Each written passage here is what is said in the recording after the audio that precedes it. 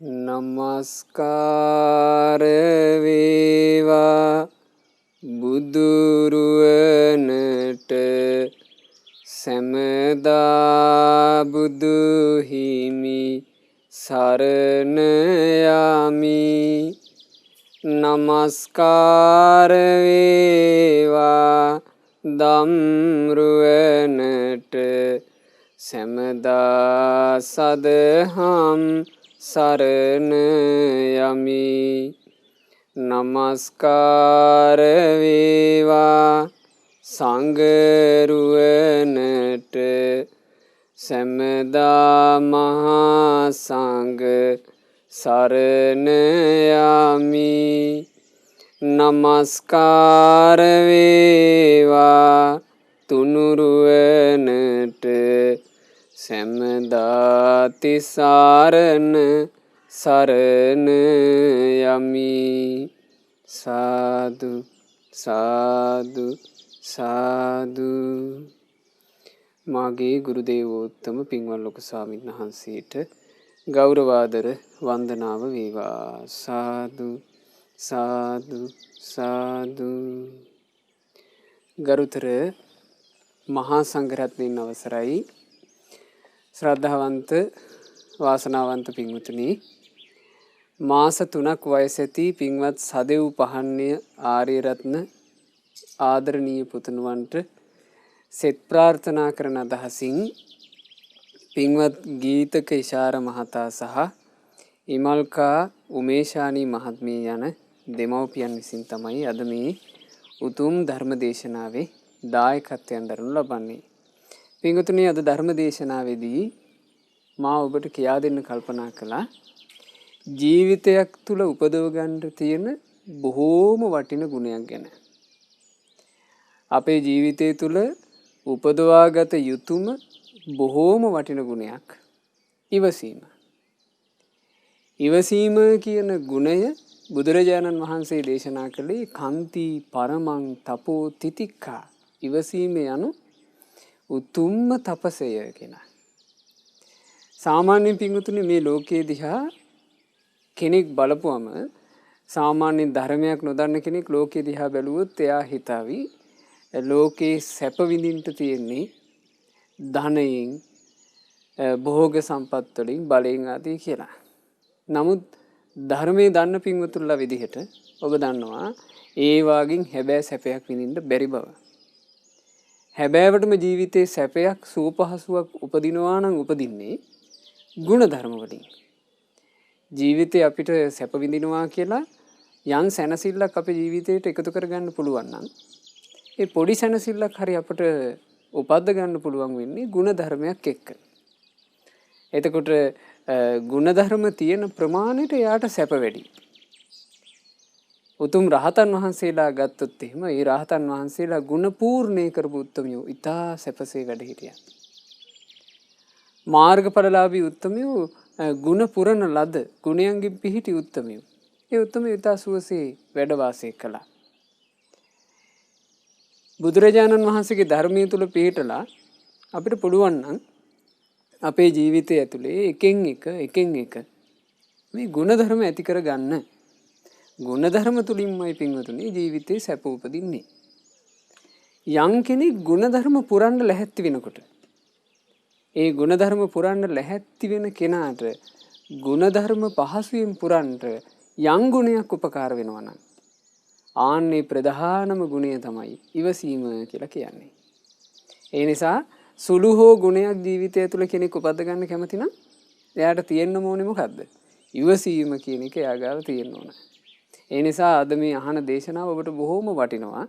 ඒ ඉවසීම ගැනයි අද අපි මේ කතා කරන්න සූදානම් වෙන්නේ භාග්‍යවත් බුදුරජාණන් වහන්සේගේ ධර්මයේ තුල. මොකද ඉවසීම ගැන එක එක මතිමතාන්තර මේ සමාජයේ තියෙන්නේ. සමහරුන්ගේ මත තියෙනවා මේ ඉවසන්න ඕන, නමුත් ඉවසන්න ඕන සීමාවකට කියලා.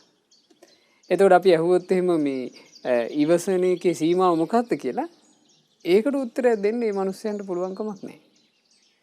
ඒ නිසා මේ ಗುಣධර්ම ගැන එක එක්කිනාගේ මතිපදාන්තර වලින් අපට පැහැදිලි වැටහීමක් අරගන්න බෑ.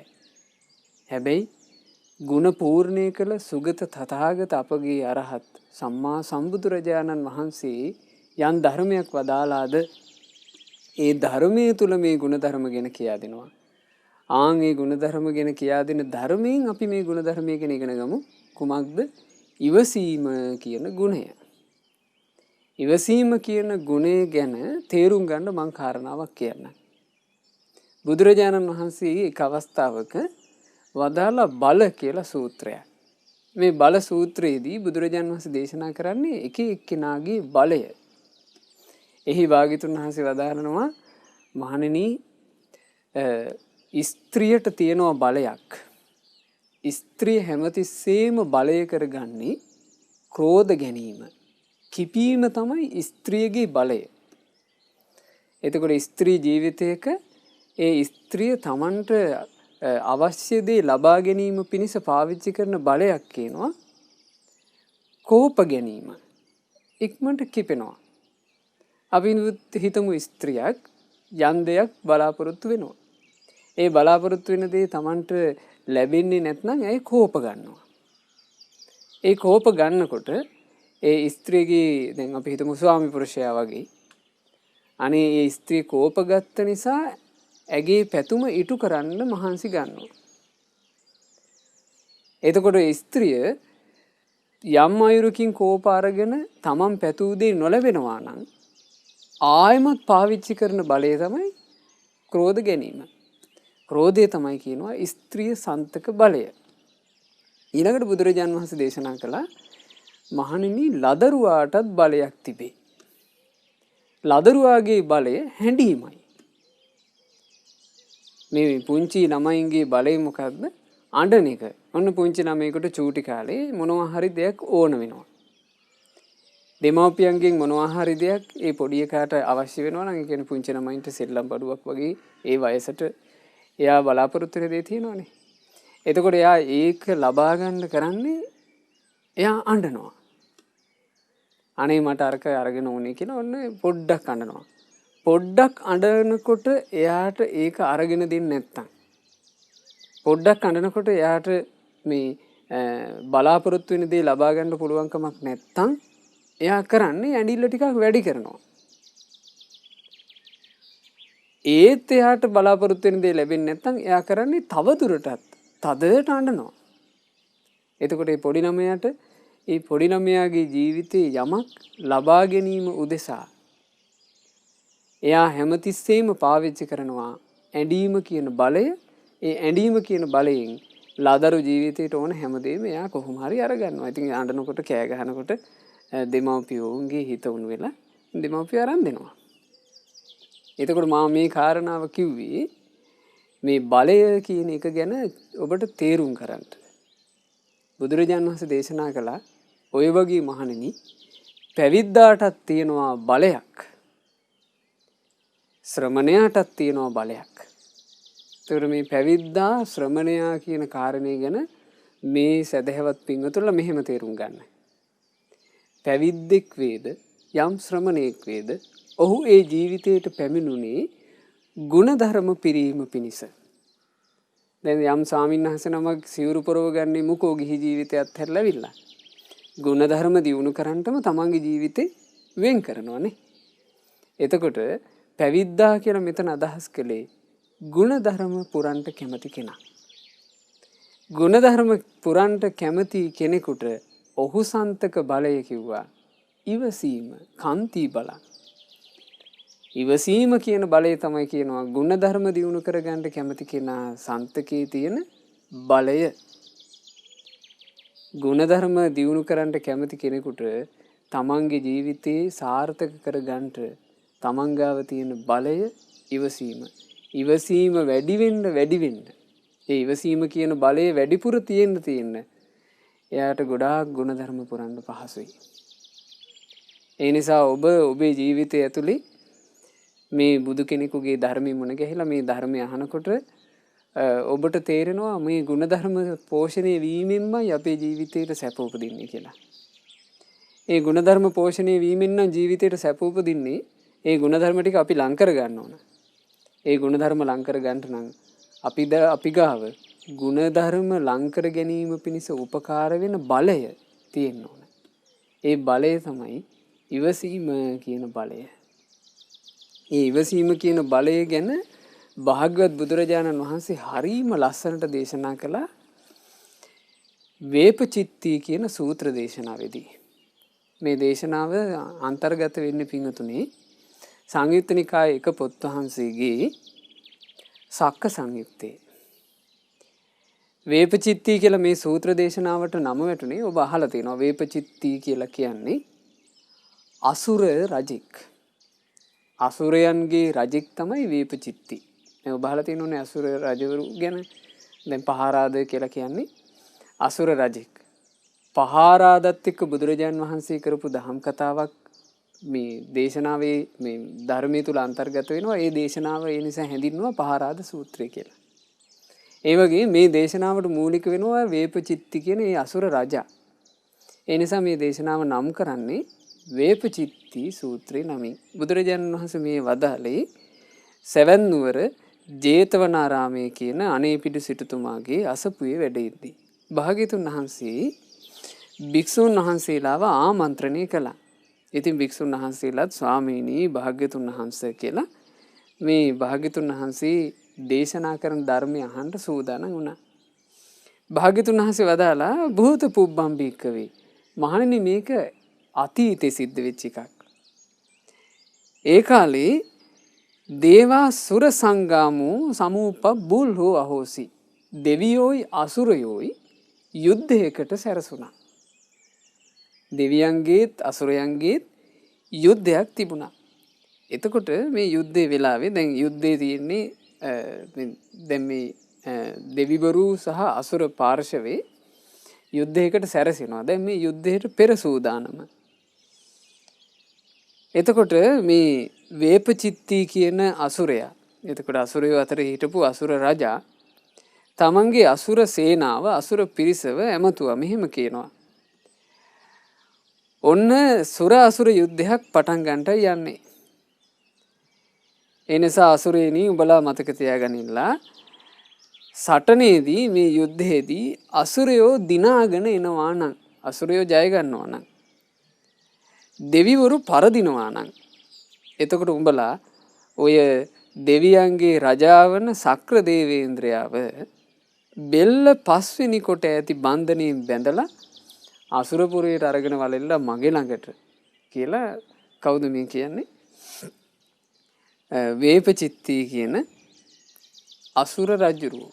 දැන් ඕක සිද්ධ වෙන්නේ අසුරපුරේ.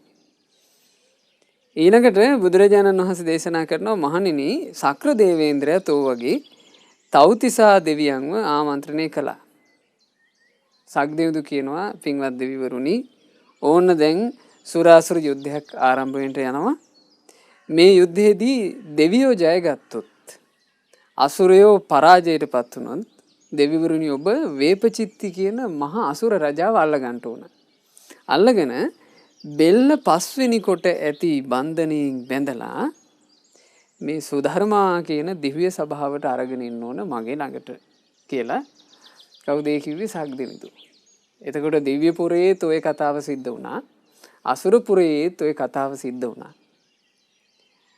ඒකේ විශේෂ බන්ධනයක් ගැන කිව්වා. මොකද්ද? මේ බෙල්ල පස්වෙනි කොට ඇති බන්ධනය. මේ බෙල්ල පස්වෙනි කොට ඇති බන්ධනය කියලා කියන්නේ පින්වතුනි බෙල්ලයි ඒ කියන්නේ පහ මොකද්ද මේ අත් දෙකයි කකුල් දෙකයි බෙල්ලයි කියන මේ පහම හිර වෙනවා. ඒ හිර කරලා බඳින බන්ධනය නිසා තමයි ඒකට කියන්නේ බෙල්ල පස්වෙනි කොට ඇති බන්ධනය කියලා. මේ බන්ධනය අර අපි සාමාන්‍යයෙන් මේ ලෝකේ මනුස්ස ලෝකේ ඉන්නකොට අපි දකින්නවනේ මේ හිරකාරයන්ව මේ අතපය දෙකම මේ ගැට ගහලා එහෙම බඳිනවා. ඒවා කරන්නේ දන්වැල් වලින්නේ. දැන් මේ බන්ධනේ එහෙම දන්වැල් වලින් කරන බන්ධනයක් නෙමෙයි. මේ බන්ධනය සම්පූර්ණයෙන්ම රැහැනකින් තොර මානසික බන්ධනයක්. මේ මානසික බන්ධනයෙන් බැඳහම මෙන්න මෙහෙම කියනවා සිද්ධ වෙන්නේ. කියන්නේ ඔන්න දැන් අපි හිතමු බඳින්නේ වේපචිත්ති අසුරයාව නම්. දෙවිවරු තමයි වේපචිත්ති අසුරයාව මේ බෙල්ල පස්වෙනි කොට ඇති බන්ධනේ බඳින්නේ. බැන්දහම මේ වේපචිත්තිගේ අතපය දෙකයි බෙල්ලයි හිර වෙනවා. මේ හෙල්ල වෙන්න බැරුව වේපචිත්ති ඉන්න ඕන. හැබැයි වේපචිත්ති යම් වෙලාවක හිතනවා නම් මෙන්න මෙහෙම. මේ දෙවිවරු කියලා කියන්නේ බොහොම ධාර්මික පිරිසක්. දෙවිවරු හරි හොඳයි කියලා හිතනවා නම් වේපචිත්තිගේ අර බන්ධනේ ලිහිල් වෙනවා, පහසුව ඇති වෙනවා. මේ අතපය හිර වෙලා තියෙන ගතිය නැතු වෙනවා. හැබැයි යම් වෙලාවක වේපචිත්ති හිතනවා නම් දෙවියෝ අධාර්මිකයි, දෙවියෝ හරි නරකයි කියලා දෙවිවරු ගැන අනිත් පැත්තට හිතනවා නම් එතකොට වේපචිත්තිගේ බන්ධනේ තර වෙනවා, බොහොම තදට හිර වෙනවා. මේකට කියනවා මානසික බන්ධනයක් කියලා. රැහැනකින් තොරව පින්වතුනි, එහෙම මානසික බන්ධන මේ ලෝකේ තියෙන්න පුළුවන්ද බැරිද? මේ ලෝකේ වැඩිපුරම තියෙන මානසික බන්ධන. මේ රැහැන් වලින් තියෙන බන්ධන කියලා කියන්නේ බොහොම සාමාන්‍ය ඒවා. මේ ලෝකේ දෙමව්පියෝ දරුවන්ට බැඳෙන්නේ රැහැන් වලින් නොවේ පින්වතුනි, මානසිකව. මගේ දරු පැටව්. ආන් එහෙම බැඳෙනවා. ස්වාමි පුරුෂයා බිරිඳට බැඳෙන්නේ, බිරිඳ ස්වාමි පුරුෂයාට බැඳෙන්නේ රැහැනකින් නෙමෙයි. ඒක මානසික බන්ධනයක්. මේන්න මේ මානසික බන්ධන ස්වභාවය, දැන් මානසික බන්ධනය කොච්චර බරපතලද කියලා තේරෙනවනේ. ප්‍රියාය වෙන් වෙලා යනකොටනේ. සමහරවිට දරුවෝ මේ ඊටාම සිඟිති වයසවල වලදී දරුවෝ හදිසි අනතුරු ආදී සිද්ධ වෙලා දෙමව්පියන්ව දාලා යනවා, මරණයටපත් වෙනවා. එතකොට දෙමව්පියෝ කොයිතරම් දුකටපත් වෙලා වැළපෙනවද? කොයිතරම් වේදනාව විඳිනවද? ඒ වේදනාව, එච්චර වේදනාවක් සමහර විට ඒ දෙමව්පියන්ට ශරීරයට වද දීලා, ශරීරයේ රිදවලා එච්චර වේදනාවක් දෙන්න බෑ. හැබැයි අර දරුවා හිමිවීමේ දුක ඒ අම්මලා තාත්තලාට තදට දැනෙනවා. එතකොට මානසික බන්ධනය කියන එක ඉතා ප්‍රබල එකක්. මේ බෙල්ල පස්වෙනි කොට ඇති බන්ධනය කියලා කියන්නේ ඕන්න ඔය જાතියේ බන්ධනයක්. ඉතින් දැන් ඔය දෙව්පුරයේයි අසුරපුරයේයි පින්වතුනේ ඔහොම කතාවක් වුණා. යුද්ධේ පටන් ගත්තා. යුද්ධේ පටන් ගත්තට පස්සේ මේ දේශනාවේ තියෙනවා ඒ යුද්ධයේ අවසානයේ දෙවියෝ දින්නා. අසුරයෝ පරාජයටපත් වුණා. දැන් දෙවියෝ දින්නා නම්, අසුරයෝ පෙරදුනා නම් කවුද පින්වතුනේ බන්ධනෙන් බඳින්නේ? බන්ධනෙන් බැන්දේ වේපචිත්ති කියන අසුරයා. දෙවිවරු ටික වේපචිත්ති කියන අසුර රජාව අල්ලගත්තා. අල්ලගෙන මේ වේපචිත්ති අසුරයාව බෙල්ල පස්වෙනි කොට ඇති බන්ධනෙන් බඳිනවා. දැන් මේ බඳින්නේ කාගේ අවවාදයේ අනුවද? සක්‍ර දේවේන්ද්‍රයාගේ අවවාදයේ අනුව දැන් බැඳා. බැඳලා දෙව්පුරේ මේ සුධර්මාවට ගෙනල්ලා ඉතින් වේපචිත්තිව යම් තැනක තියලා තියෙනවා. එතකොට මේකේ සිදුවීමේ හැටියට තේරෙනවා වේපචිත්තිව බෙල්ල පස්වෙනි කොට ඇති බන්ධනෙන් බැඳලා සුධර්මාවේ තියලා තිබිලා තියෙන්නේ මේ හොඳට පේන තැනක. යම් වෙලාවක සක්‍ර දේවේන්ද්‍රයා දිව්‍ය සභාවයට සුධර්මාවට එනවද? ඒ එන වෙලාවටත් ඊළඟට සක්‍ර දේවේන්ද්‍රයා දිව්‍ය සභාවෙන් එළියට යනවාද? ඒ ඇවිල්ලා යන වෙලාවටත් දැන් වේපචිත්ති මෙන්න මෙහෙම කරනවා කියනවා. සක්‍ර දේවේන්ද්‍රයාට මේ දෙවියන්ගේ රජුරවන්ට දෙව්පුරයේම ඉඳලා බොහොම පරුස වචනයෙන්, බොහොම අසභ්‍ය වචනයෙන් ආක්‍රෝෂ පරිභව කරනවා මේ වේපචිත්ති අසුරයා. දැන් ඔබ හිතන්නකෝ මේ වේපචිත්ති අසුරයා බයිනවා කියලා කියන්නේ දෙවිවරු ගැන ප්‍රසාදයද තියෙන්නේ? දෙවිවරු ගැන ප්‍රසාදයක් නැත්තම් මේ වේපචිත්ති අසුරයා බයින්නේ අතපය දික් කර කර නෙවෙයි. අතපය දෙකත් හිර කරගෙන, බෙල්ලත් හිර කරගෙන තමයි. කට විතරක් බැඳිලා නැති නිසා. දැන් මේ බෙල්ල පස්වෙනි කොට ඇති බන්ධනෙන් කට බැඳෙන්නේ නැහනේ. ඒ නිසා කට තියෙන හින්දා වේපචිත්ති බයිනවා. දැන් මෙහෙම සක්‍රීයන්ට අවස්ථා කිහිපයකදී බැනලා තියෙනවා. සක්දෙවිඳු සමීපේන ඉන්නේ සක්දෙවිඳුගේ රතාචාර්යවරයා. ඒ කවුද? මාතලී රතාචාර්ය දේව පුත්‍රයා. දවසක් මේ මාතලී රතාචාර්ය දේව පුත්‍රයා මේක බලාගෙන ඉඳලා සක්දිවිඳුගෙන් මෙහෙම ඇහුවා. පින්වත් සක්දිවිඳුනි, වේපචිත්තිගේ නපුරු වචන ඉදිරියේ ඒවා අහගෙන ඔබ ඉවසගෙන ඉන්නේ මොකටද? ඔබට බයයිද?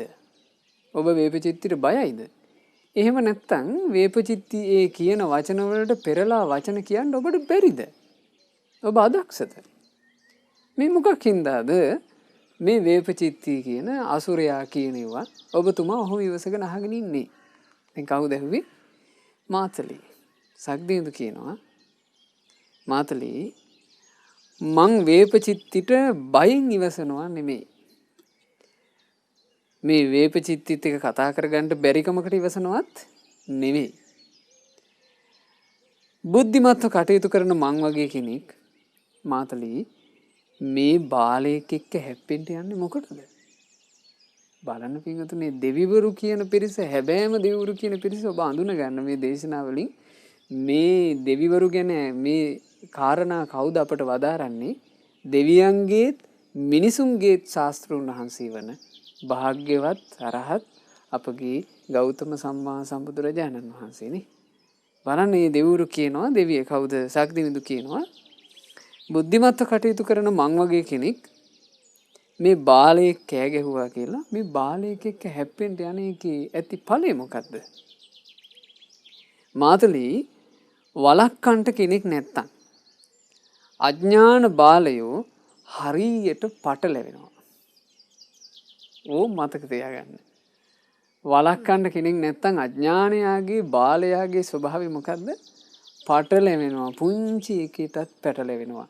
වචනයක් එහෙම වුණාම පටලැවෙනවා. ඉංගියක් වෙනස් වුණත් පටලැවෙනවා. බාලයා කියන කෙනා, අඥානයා කියන කෙනා ඊළඟට නුවණ මෝරපු නැති කෙනා. එයාගේ ස්වභාවය මොකද්ද? හරි ඉක්මනට පටලැවෙනවා. ඉතින් ඒ නිසා තමයි නුවණැත්තා දැඩි දඬුවම් දීලා හරි බාලයාව මේචල් කරලා තියාගන්නේ. සක්දිවිඳු කියනවා, මොකද දැන් මේ වේපචිත්ති මහා ලොකුවට ආක්‍රෝෂ පරිභව කරාට වේපචිත්ති සක්දිවිඳු වෙනුවෙන් අඩු ගානේ අතක් උස්සන්නද? මොකෝ කරගන්න බෑ. වේපචිත්ති අතපය දෙකම හිර වෙලා බෙල්ලත් හිර වෙලා ඉන්නේ. නමුත් තියෙන බාල ස්වභාවය නිසා, අඥාන ස්වභාවය නිසා මේ සක්දිවිඳුත් එක්ක පටලැවෙන්න එනවා. ඉතින් සක්දිවිඳු කියනවා ඕකින්ද තමයි මාතලි නුවණැති උදවිය ඒ බඳු බාලයාව දැඩි දඬුවම් දීලා හරි මේචල් කරලා ওই පැත්තකින් තියලා තියෙන්නේ. අනුන්ට කේන්ති ගිය බව දැනගෙන තමන් සිහි නුවණින් යුක්තව සංසිඳෙනවා නම්, ඉවසනවා නම් මාතලි මං හිතන්නේ ඒක තමයි බාලයාව පාලනය කරන්න තියෙන හොඳම ක්‍රමය. ඔන්න සක්දිවිඳු කියපු කාරණාව. යම් බාලයෙක් කිපුණාම කිපිලා කෑ ගහගෙන එනකොට තමන් ඒ බව දැනගෙන සංසිඳෙනවා නම් ඒක තමයි කියනවා බාලයාව පාලනය කරන්න තියෙන හොඳම ක්‍රමය. එතකොට මාතලිත් මෙහෙම කියනවා. මාතලි දැන් ওই අගාථා ටික අහගෙන හිටිය ওই කාරණේ. මාතලි කියනවා, දේවේන්ද්‍රය ඔබ කියපු කතාව ඇත්ත. නමුත් ඔබේ ඔය ඉවසීමේ මං එක්තරා වරදක් දකිනවා. යම් විටක ඉවසනකොට මෝඩයෝ හිතන්නේ මෙයා මේ මට බයින් ඉවසනවා, මට බයි මෙයා පැනලා දුවනවා කියලා. අඥාන තැනැත්තා ඉවසන කෙනාවම යට කරගෙන යන්නයි සූදානම් වෙන්නේ. එතකොට මාතලි කිව්ව කතාව හරියටම හරි නේද? අදටත් මේ සමාජය තුළ ඕක නැද්ද? ඔබටත් එහෙම ඔබටත් අවවාද කියන්නේ ඒ වගේ කාරණා ඔය සමහර ප්‍රශ්න හටගත්තාම ඇතැම් ඔබට කියලා නැන්ද එහෙම? ඉවසන එකෙත් සීමාවක් තියෙනවා. සමහරු කියන්නේ නැද්ද? ඉවසන එකෙත් සීමාවක් තියෙනවා. සීමාවට වඩා ඉවසන්න ගියාම එනවා ඔළුවට අත හොදන්න කියලා. මේ වගේ කරුණු කාරණා ඔබ අහලා නැද්ද? එතකොට බලන්න මාතලිත් කියනවා මේ බාලයෝ හිතන්නේ ඕනවට වඩා ඉවසන්න ගියොත් එහෙම ඒ ඉවසීම කියලා කියන්නේ බාලයෝ හිතන්නේ බයට ඉවසනවා. එහෙම නැත්නම් මට බයි මේ පැනලා යනවා කියලා. ඒ නිසා ඔය ඉවසීම කියන එකේ මං අඩුපාඩුවක් දකිනවා කියලා කවුද කිව්වේ? මාතලි. හරිම ලස්සනයි සක්දිවිඳු කියපු දේ. සක්දිවිඳු කියනවා මාතලී මෙයා මට බයේ ඉවසනවා කියලා හිතුවත් ඒක මට කමක් නැහැ. යම් කෙනෙක් එහෙම හිතුවේ නැතත් ඒකින් මට ඇති වැඩකුත් නැහැ. සදත්තා පරමා අත්තා මාතලී වඩාත්ම වටින්නේ එක එක්කෙනාගේ කයි කතන්දර නෙවෙයි. වඩාත්ම වටින්නේ තමාගේ ජීවිතය යහපත් ගුණධර්මයක් තුල පිහිටුවා ගැනීමයි. පින්වතුනි හොඳට ඒක අහගෙන මතක තියාගන්න ඒ කාරණේ. මොකද්ද? සදත්තා පරමා අත්තා වඩාත්ම වටින්නේ කුමක්ද? තමන්ගේ ජීවිතේ ගුණධර්මයක් තුල පිහිටුවාගෙන ඉන්න එක මිසක් එක එක්කෙනාගේ කතන්දර නෙවෙයි වටින්නේ. කාන්තයා බිහියෝන විජ්ජති. සක්දිවිඳු වදාරනවා මාතලී ඉවසීමට වඩා උතුම් දෙයක් තවත් නැත්තේය. සක්දිවිඳු මේ වගේ මේ කාරණේ ඔහොම කියලා ඊට පස්සේ ඉවසීම ගැන බොහොම වටින කාරණා ටිකක් ඉස්මතු කළා. යම් කෙනෙක් අතිශයින් බලවත්ව ඉඳගෙන ඒ කියන්නේ යම් කෙනෙක් ඔන්න බලයෙන් වැඩි දුර්වල කෙනෙකුගේ නිന്ദා අපහාස ආදී ඉවසනවා නම් ඒක තමයි මාතලි ලොකුම ඉවසීම. දැන් සක්දිවිඳු මෙතන කරන්නේ ඒකනේ. සක්දිවිඳුගේ දෙව්පුරය මේ. සක්දිවිඳු තමයි එතන රජුරුව. සක්දිවිඳුට ඕන දෙයක් එතන කරන්න පුළුවන්.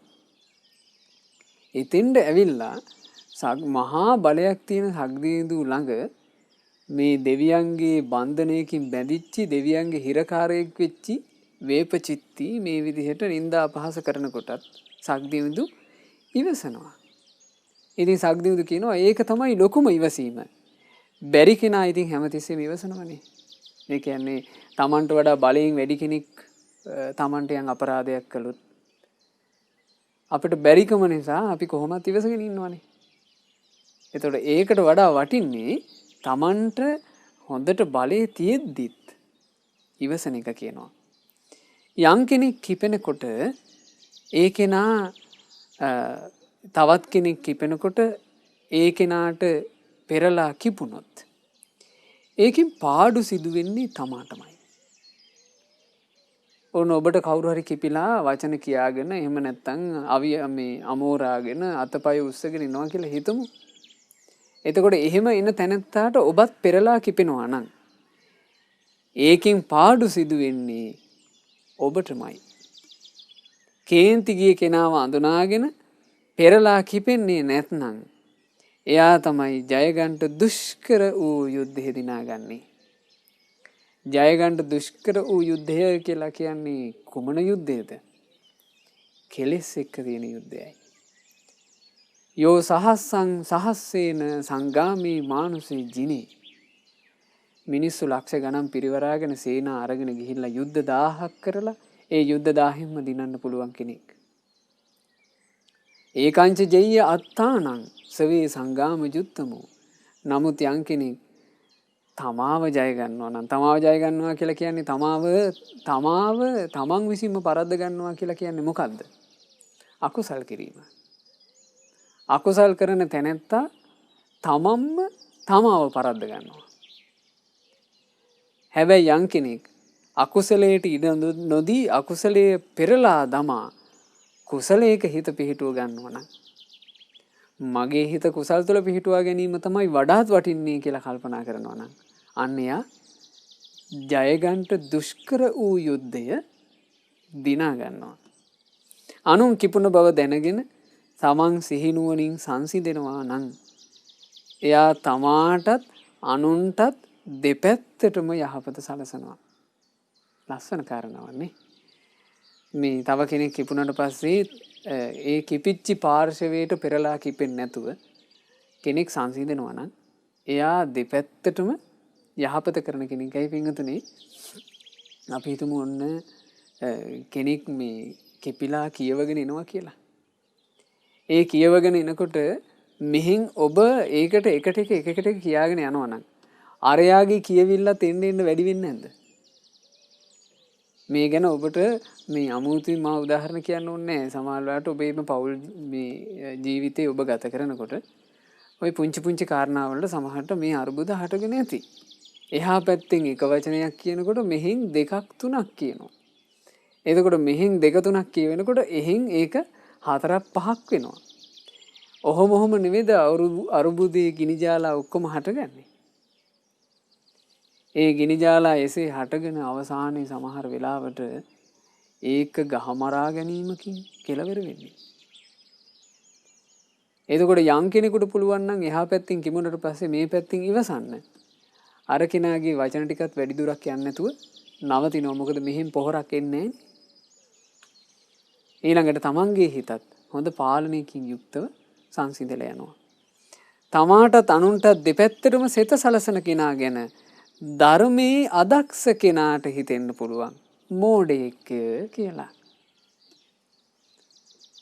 ධර්මයට අදක්ෂ ධර්මයක් දන්නේ නැති කෙනෙකුට හිතෙන්න පුළුවන් අර ඉවසන තැනැත්තා ගැන මොකක් කියලාද? මෝඩයෙක් කියලා. සාමාන්‍ය සමාජ කතාවෙන් එහෙම කවුරු හරි ඉවසුවොත් එහෙම කියනවා මෝඩකමනේ, බැරිකමනේ කියලා කියන්නේ. එතකොට පින්වතුනි ඔබ හිතලා බලන්න අපි අපේ ජීවිතේ මේ පුංචි කාලයක් ඇතුලේ අපට ලැබිච්ච ජීවිතේ අපි සැපවත් කරගන්න කැමති නම් අපි අහන්න ඕනේ අපි ඒ කියන්නේ අපි අහන්න ඕනේ ජීවිතේ ගත කරන්න ඕනේ මෝඩයන්ට ඕන විදිහටද නුවණැත්තෝ ප්‍රශංසා කරන විදිහටද? නුවණැත්තෝ යම් ආකාරයකට පසසනවද ඒ ප්‍රශංසා කරන විදිහටයි අපි ජීවිතේ හදාගත යුත්තේ. එහෙම හදාගත්තොත් ඒ නුවණැත්තන්ගේ දහම අවබෝධ කරගෙන අපිට සැපවත් වෙන්න පුළුවන්. මේ සංසාරේ මෙච්චර කාලයක් අපි දිගින් දිගට ඇවිල්ලා තියෙන්නේ මෝඩයෝ සතුටු කර කර ඇවිල්ලා. ඒ නිසා මේ දීර්ඝ සංසාර ගමනින් ගැලවෙනවා නම් මෝඩයන්ව සතුටු කරන එක නවත්තන්න වෙනවා. මෝඩයන් කියන වචන පිළිපදින එක නවත්තන්න වෙනවා. නුවණැත්තන්ගේ දහමක හිත පිහිටුවා ගන්න වෙනවා. ඉතින් බුදුරජාණන් වහන්සේ තමයි ওই කාරණාව ওই විදිහට දේශනා කළේ. දේශනා කරලා භාග්‍යතුන් වහන්සේ වදාරනවා මහණෙනි ඔය සක්‍ර දේවේන්ද්‍රයා තමන්ගේම පුණ්‍ය විපාකයෙන් ජීවත් වෙන කෙනෙක්. ඔබ අහලා තියෙනවනේ සක්දේවුන්ගේ ජීවිතේනේ. අබුද්ධෝත්පාද කාලයක මග කියලා මානවිකයෙක් වෙලා ඉපදිලා උතුම් ගුණධර්ම 7ක ජීවිත කාලෙම සමාදන් වෙලා හිටපු කෙනෙක්නේ. එතකොට දෙව්ලොව යන්න පින උපද්ද ගත්තේ සක්දේවුදු විසින්මයි. ඒ නිසා කියනවා ওই සක්‍ර දේවේන්ද්‍රයා තමන්ගේම පුණ්‍ය විපාකයෙන් ජීවත් වෙන කෙනෙක්. තව්තිසා දෙවියන් අතරේ සැප සම්පත් වලිනුත් අධිපති භවෙනුත් ආණ්ඩු කරන කෙනෙක් ඔය සක්දේවුදු කියලා කියන්නේ. මහණෙනි මේ බඳු කෙනෙක් පවා ඉවසීමේ කීකරුකමේ ගුණ කියනවා. ඉතින් පින්වත් මහණෙනි ඒ දෙවියන් අතරෙත් එහෙම ගුණ කතාවක් තියෙනවා නම් මේ බඳු ස්වාක්කාත ශාසනයක මහාන වෙච්චි ඔබ ඉවසන්ටම ඕන. කීකරු වෙන්නම ඕන. ඉවසීමෙන් කීකරුකමින් ජීවිතේ හදාගෙන මහණෙනි ඔබ මේ ශාසනය සෝභමාන කරන්ට කියලා බුදුරජාණන් වහන්සේ දේශනා කළා. එතකොට සසුන සෝභමාන කරන සුන්දර ශ්‍රාවක චරිතයක් බවට අපි පත් වෙන්න නම් අපේ ගාව තිබිය යුතුම ගුණයක් ඉවසීම. ඉවසීම නැත්තම් මොකද වෙන්නේ? බුදුරජාණන් වහන්සේ අක්ඛන්ති කියලා සූත්‍ර දේශනාව වදාළා අංගුත්තර නිකායේ. ඒ අක්ඛන්ති සූත්‍රවල තියෙනවා ඉවසන්නේ නැති කෙනාට නොයිවසීම නිසා හටගන්න ආදීනව. ඒ ආදීනව ගැන අහනකොට ඔබට හොඳට තේරෙවි මේ ඉවසන්නේ නැති ජීවිතේ අපේ ගාව මේ ඉවසීම කියන එක නැතිවීමෙන් අපිට කොච්චර දුර්විපාක අපිට විඳින්න සිද්ධ වෙනවද කියලා. ඒ නිසා මේ කාරණා අහනකොටත් ඔබ හිතේ අදිෂ්ඨානයක් ඇති කරගන්න මේ දුර්විපාක වලට මේ ආදීන වලට මගේ ජීවිතේ මං ලක් වෙන්න දෙන්නේ නැහැ. මං නම් ඉවසනවා කියලා. බලන්න භාග්‍යතුන් වහන්සේ වදාලා නොයිවසන කෙනාට පළමුවෙනි විපාකය තමයි කිව්වා. පළවෙනි ආදීනවේ බහුනෝ ජනස්ස අප්පියෝ හෝති අමනාපෝ. නොයිවසන පුද්ගලයාව බොහෝ ජනයාට අප්‍රිය අමනාප තැනැත්තෙක් බවට පත් වෙනවා. පවුලක ඉන්නවා නම් පින්වතුනි ඉවසන්න බැරි පොඩ්ඩක් අපි සාමාන්‍යයෙන් කියන්නේ හොස්ස ළඟින් මැස්සෙක් යන්න බැරි කෙනෙක් ඉන්නවා නම් පවුලක ඒ පවුල් සංස්ථාව තුලවත් මේ මිනිස්සයා ප්‍රියමනාප වෙනවද? කවුරුත් කැමති නැහැ. යාළුවෝ තලේ ඉන්නවා නම් ඉවසීමක් නැති කිපෙන චරිතයක් අනිත් මිත්‍රයන්ට මේ මිනිස්සයා ප්‍රියමනාප වෙනවද? ප්‍රියමනාප වෙන්නේ නැහැ. ඔහුට යම් ප්‍රිය බවක් මනාප බවක් තියෙනවද? ආන් එය අහිමි වෙනවා නොයිවසීම නිසා. එතකොට බලන්න පින්වතුනි අලාභෙනේ මේ මිනිසෙක් විදිහට ජීවත් වෙලා අවුරුදු 60 70ක් පොඩි කාලයක් ගත කරන්නේ. මනුස්ස සමාජයක් තුළට මිනිසෙක් විදිහට ඇවිල්ලා මේ ගත කරන ටික කාලේ මිනිසුන්ටම ප්‍රිය වෙන්නේ නැත්තම් ඒක කොච්චර අලාභයක්ද? ඒ අලාභයට ජීවිතේ වැටෙනවා, ඒ අභාග්‍යයට ජීවිතේ වැටෙනවා ඉවසන්ට බැරි නම්. ඒ තමයි පළවෙනි එක. දෙවෙනි ආදීනවේ වේර බහුලෝච හෝති. ඉවසන්ට බැරි තැනැත්තාට වෛරක්කාරයෝ බහුල වෙනවා. ඉවසන්නේ නැති තැනැත්තාගේ ස්වභාවය සග්දියුදු කිව්වේනේ. ඒ අඥානය පොඩ්ඩක් නැත්තම් පටලැවෙනවා. බස් එකක ගියත් බස් එකේ යන මිනිස්සුත් එක්ක පටලැවෙනවා. යම් ආයතනයකට ගියත් එතනත් පටලැවෙනවා. පාරක ගියත් එතනත් පටලැවෙනවා. පවුලේත් පටලැවෙනවා. ඒ පවුලේ තියෙන විශේෂ උත්සවයකට ආදියට ගියත් ඔන්න එතනත් මොකක් හරි එකකට පටලැවෙනවා. ඇයි ඉවසන්නේ නැති නිසා. පටලැවෙනකොට එයාගේ පරිසරයේ එයා ජීවත් වෙන ජීවිතේ වටේ වෛරක්කාරයෝ බහුල වෙනවා. ඒ වෛරක්කාරයෝ හදාගත්තේ කවුද? ඉවසීමක් නැති තමන් විසින්. ඒ නිසා වෛරක්කාරයෝ බහුල වීම නොයිවසීමෙන් උපදින එකක්. ඒ තමයි දෙවෙනි ආදීනවේ. තුන්වෙනි ආදීනවේ වජ්ජ බහුලෝච හෝති. නොයිවසන තැනැත්තා මහණෙනි වැරදි බහුලයෙක් බවට පත් වෙයි. එයාට හරියට වරදිනවා. ඉවස ගන්නට බැරිකම නිසා සමහර වෙලාවට පින්වතුනි අපි වැරදි වැටහීම් වලින් අපේ හිතවතුන් කී දෙනෙකුට බැනලා නැද්ද? ඉවසීමක් නැතිකම නිසා. ඕන ඉවස ගන්න බෑ. ඉවසීම නැති නිසා මේ චුට්ට එහෙම වෙච්ච ගමන් අපිට හදවතින් ආදරය කරන අපිට හිතවත් පිරිසට අපි නොකිය යුතු වචන වලින් බයිනවා. සමහරවිට නොකිය යුතු වචන වලින් මේ හිතක තියෙන වචන ටික එළියට දැම්මට පස්සේ ආයේ ඒ දාපු වචන ඇත්තුලවවත් අද්දවන්න පුළුවන්ද? ඒ වචන ටික ගියා. ඒ වචන ටික ගියාට පස්සේ දැන් ස්වාමී බිරිඳ විදිහට අපි හිතමු දෙන්නේ ජීවිත කාලෙම ගත කරනවා කියලා එකතු වෙනවා.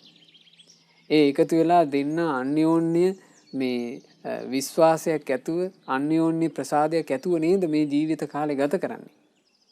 එතන එක්කෙනෙක් ඉන්නවා නම් ඉවසන්න බැරි.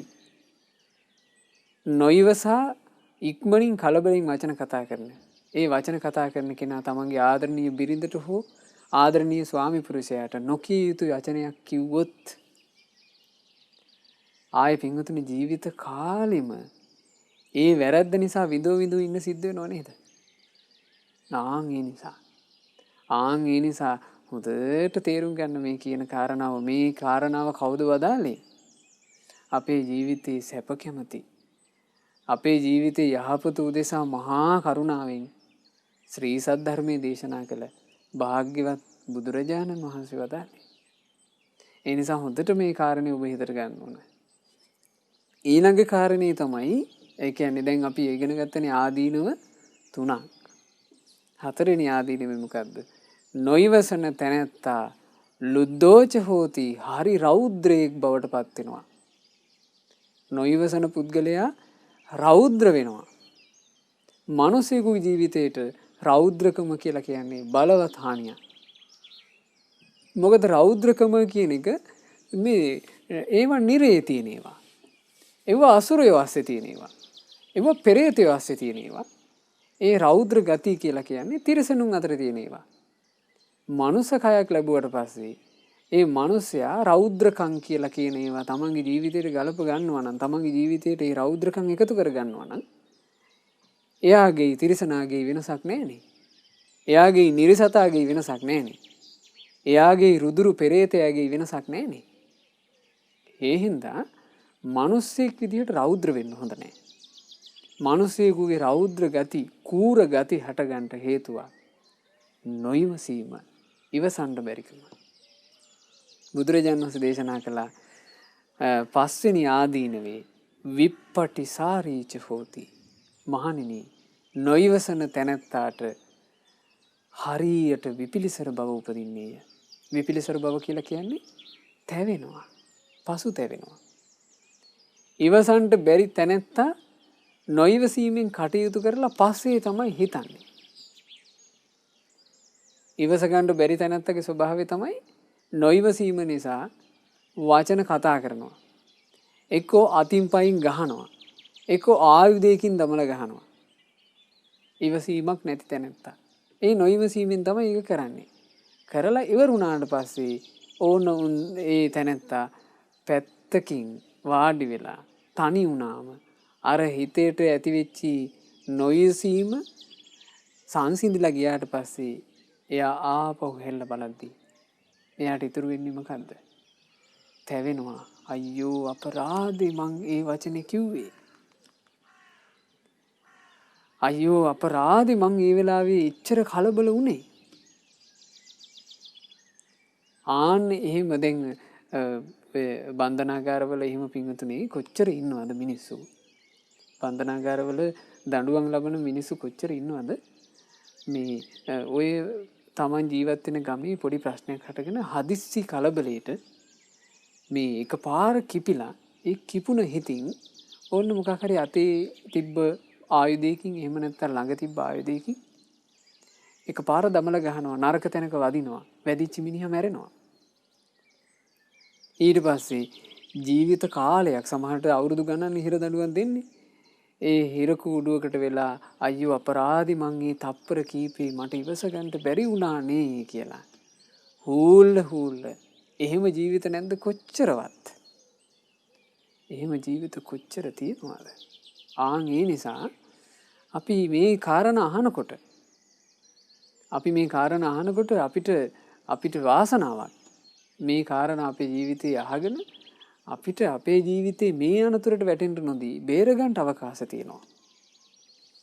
ඊළඟට බුදුරජාණන් වහන්සේ ඔය ඔක්කොම මේ ජීවිතය ඇතුලේ මම උදාහරණ කතා රහිතව කිව්වට පින්වතුන්ලාට තේරුම් ගන්න පුළුවන් ඒවා. මොකද ඉවසීමක් නැති පුද්ගලයාට ඔය ටික උපදින විදිහ මේ සමාජය තුළ අපිට ඕන තරම් පේනවා. යමෙක් ඉවසන්නේ නැත්නම් ඒ පුද්ගලයා අප්‍රිය අමනාප චරිතයක්මයි. යම් පුද්ගලයෙකුට ඉවසීම නැත්නම් ඒ ඉවසීමක් නැති පුද්ගලයාට වෛරක්කාරයෝ බහුලයි. ඉවසීමක් නැති පුද්ගලයාගෙන් හරියට වැරදි වෙනවා. ඉවසීමක් නැති පුද්ගලයා හරි රෞද්‍රයි, හරි අමානුෂිකයි. ඉවසීමක් නැති පුද්ගලයාට අන්තිමේ ඉතුරු වෙන්නේ පසුතැවීම. ඊළඟට 6 වෙනි ආදීනව භාග්‍යතුන් වහන්සේ වදාලා මහණෙනි, නොයිවසන තැනැත්තා මරණයට පත්වෙන මොහොතේදී සිහි මුලාව කලුරිය කරන්නේය. ඔන්න නොයිවසීමේ ඊළඟ ආදීනවේ. ඔහු මරණයට පත්වෙනකොට ඔහුට ඒ මරණාසන්න මොහොතේ සිහිය පිහිටුවා ගන්න බැරුව යනවා. හිත මුලාවට පත් වෙලා විසිරිලා මුලා වුණ හිතකින් මැරෙන්න සිද්ධ වෙනවා. ඒ තමයි 6 වෙනි ආදීනවේ. ඔය ඔක්කොම මේ ජීවිතේ උපදින ආදීනව. ඊළඟට භාග්‍යතුන් වහන්සේ වදාලා මහණෙනි, යම් කෙනෙක් නොයිවසනවා නම් නොයිවසන තැනැත්තාට පරලොවදී ලැබෙන ආදීනවේ මෙයයි. කායස්ස බෙහෙදා පරම් මරණා අපායං දුගතින් විනිපාතං නිරයං උපපජ්ජති. අපාය, විනිපාතිකය, නිරය කියන දුගතියේ ගිහිල්ලා එයාට උපදින්න සිද්ධ වෙනවා. එතකොට එයාගේ ජීවිතේ මිනිස්සෙක් විදිහට පුංචි කාලයක් ලැබිලා ඒ පුංචි කාලය ඇතුලේ අර ඉවසීම කියන ලස්සන ගුණය එයාට ඇති කරගන්න බැරි වීම නිසා, නොයිවසීම කියන දුර්ගුණේ යුක්තව ඉඳීම නිසා දුර්ලභව ලද මනුෂ්‍ය ජීවිතයේ අවසන් වෙනකොට සිහි මුලා වෙච්ච එකෙක් විදිහට මැරිලා නිරයන්ට සිද්ධ වෙනවා. එහෙනම් මේ වගේ දුර්ගුණයක් ගැන අපි අපේ ජීවිතේ බයක් ඇති කරගන්න ඕන. මේ වගේ දුර්ගුණයක් නම් මගේ ජීවිතේට සමීප වෙන්නවත් එපා කියලා.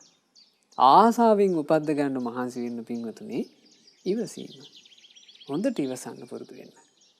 හොඳට ඉවසන්න පුරුදු වෙන කෙනාට ඉවසීම නිසා මේ ඉවසීම කියන ගුණය නිසා ආනිසංස උපදින්නේ. නොඉවසීම නිසා උපදින්නේ ආදීනව. ඉවසනවා නම් ඉවසන තැනට ආනිසංස උපදිනවා.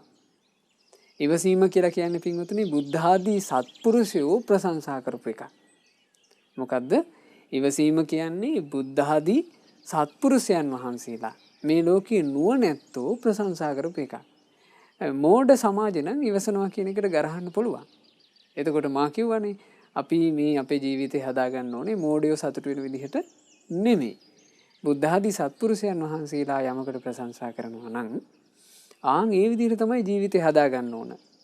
එහෙම අපි ජීවිතේ හදාගන්නවා නම් ඉවසීමෙන් ඉවසන තැනට පළවෙනි ආනිසංසය දැන් මා හිතන්නේ පින්වතුන්ලාටම ආදීනව ගැන කතාව මා කියවු නිසා ආනිසංස ගැන යම් පමණක් හිතා ගන්න පුළුවන්. හොඳට ඉවසනවා නම් ඒ ඉවසන තැනට ලැබෙන පළවෙනි ආනිසංසය බහුනෝ ජනස්ස පියෝ හෝති මනාපෝ. ඉවසන තැනත්තා බොහෝ ජනයාට ප්‍රිය මනාප කෙනෙක් වන්නේය. ඉවසනවා නම් කෙනෙක් එයාව හරි ප්‍රියයි පිරිසට.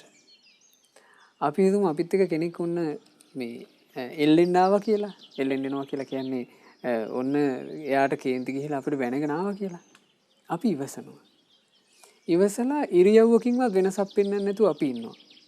එතකොට ඉවසීම කියන ගුණය අපි රැක ගන්නවා. සමහරවිට පින්වතුනි අර කිපිච්චි කෙනා කිපිලා වචන කතා කරන්න එනකොට අපි ඉවසන්දී එයා පස්සේ ඒ කිපීම ගැන මේ දුකටපත් වෙනවා. පසුතැවිලි වෙනවා.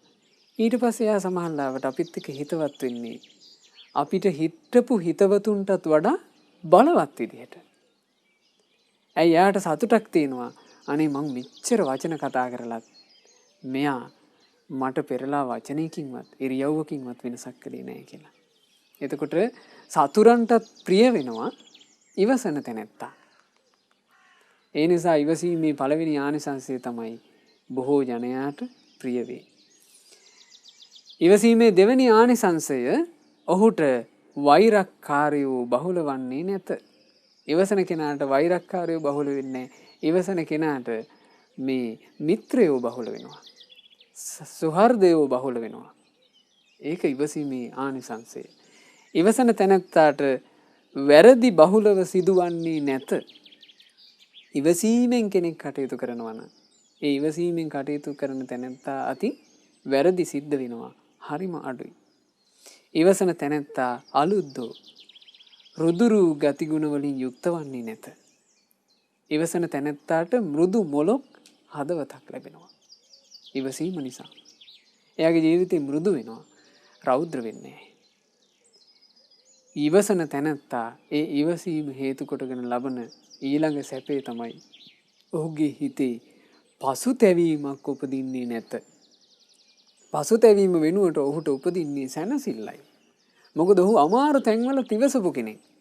අමාරු තැන්වල තිවසපු කෙනාට ආපහු හැරිලා බලනකොට සැනසෙල්ලම තියෙනවා. මං අමාරු තැන්වල තිවසුවා. මං දුෂ්කර තැන්වල තිවසුවා. කෙනෙකුට ඉවසන්ට අමාරුයි කියලා හිතන තැනත් මං ඉවසුවා කියලා එයාට සතුටක් තියෙනවා. දැන් සාමාන්‍යයෙන් අපි හිතමු ඔන්න ප්‍රශ්නාවට පස්සේ ඕන තරම් ජීවිතවල කියලා ඇති ඒ ප්‍රශ්නේ ඇති වෙච්ච වෙලාවේ මං ඉවසලා මගේ ඉවසීමේ රතු කැට්ට පැන්නා කියනවා. එතකොට ඒ ඉවසීමේ රතු කට්ට පැන්නා කිව්වට පස්සේ එතන එහාට තියෙන්නේ මොකද්ද? අරුබුදයක්. ඊට පස්සේ ඉතින් මං හොඳට කිව්වා කියලා අපි කියනවානේ. එතකොට අපිට ඒක ගැන සිහි කරනකොට අපේ අදක්ෂකමක් ගැනයි අපිට සිහි කරන්න තියෙන්නේ. ඇත්තම පින්වතුනි යම් කෙනෙක් ඉවසන්න ගන්නකොට එයා ඉවසලා රතු කට්ට පනින මට්ටමකට එනවද? අන්න එතන තමයි ගොඩක්ම ඉවසිය යුත්තේ.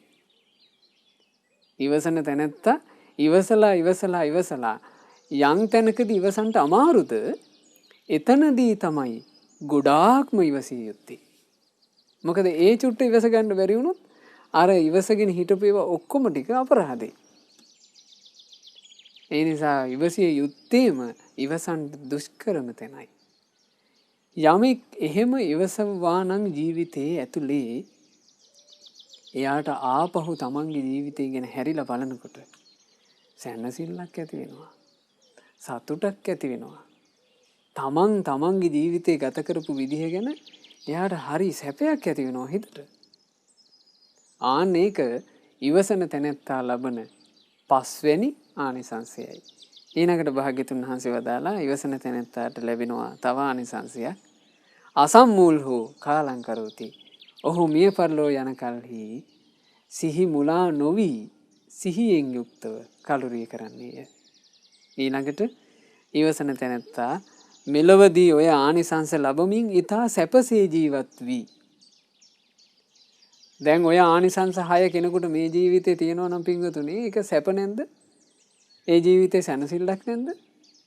ඒ ජීවිතේට ගොඩාක් සල්ලි නැති වුණත්, ඒ ජීවිතේට ගොඩාක් භෝග සම්පත් නැති වුණත්, ඒ අයට යාන වාහන ආදී නැති වුණත් කෙනෙකුට මිනිස්සු ගොඩාක් ප්‍රියයි නම්, කෙනෙකුට වෛරක්කාරයෝ නැත්තම්, කෙනෙක් අතින් ජීවිතේ වැරදි වෙන්නේ අඩුවෙන් නම්, එයා හරි මෘදු මොලොක් හදවතක් තියෙන කෙනෙක් නම්, ඊළඟට එයාට තමන්ගේ ජීවිතේ ආපස්සට හැරි බලනකොට සතුට උපදින දෙයක්, සැනසෙල්ලක් උපදින දෙයක් මනන් තියෙන්නේ.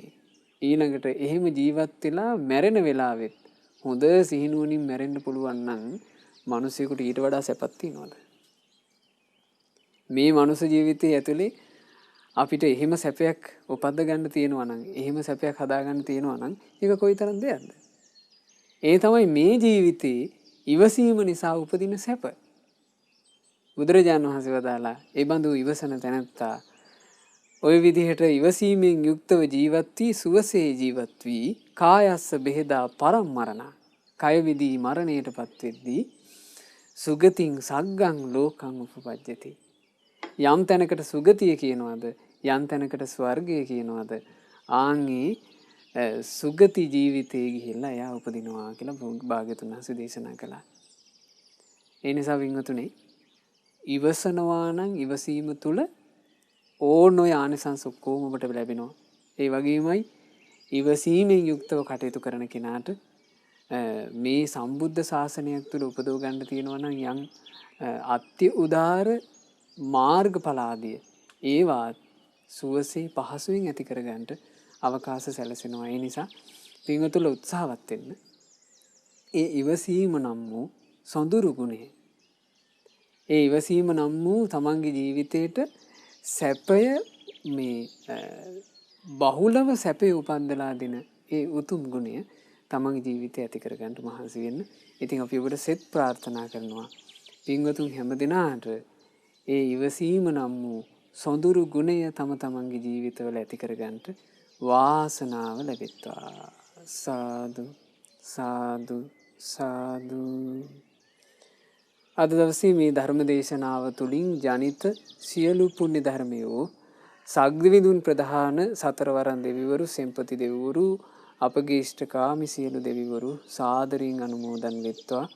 පින් අනුමෝදන් වන දෙවිවරු දිව්‍ය ආශීර්වාදයෙන් වැඩෙත්වා. දෙවියන්ගේ රැකවරණයේ ආශිර්වාදයේ උපකාරයේ අප හැම දිනාටම දෙවිවරු නොඅඩුවම සලසා දෙත්වා. දෙවියෝද සංසාර දුකින් අත මිදෙත්වා. සාදු සාදු සාදු.